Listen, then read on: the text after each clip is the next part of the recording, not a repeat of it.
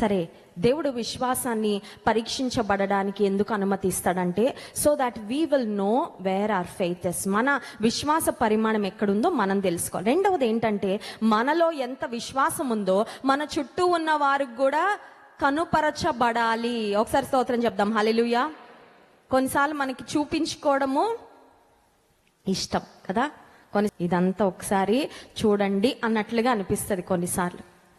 కొన్నిసార్లు మనం ఇతరులకు చూపించుకోవాలని ఇష్టపడతాం. ఇప్పుడు దేవుడు మనం ఇతరులకు ఏమి కనుపరచాలని ఇష్టపడుతున్నాడు? Does God want us to display how great we are? ఈ లోక సంబంధంగా మనం ఎంత గొప్పవారం అది డిస్ప్లే చేసుకోవాలనా దేవుడు ఆశిస్తున్నది. దేవుడు మనం ఇతరులకు ఏమి కనుపరచాలని కోరుతున్నాడంటే, మనలో ఉన్న విశ్వాసము ఇతరులకు కనుపరచబడాలి అని దేవుడు కోరుతున్నాడు. హల్లెలూయా.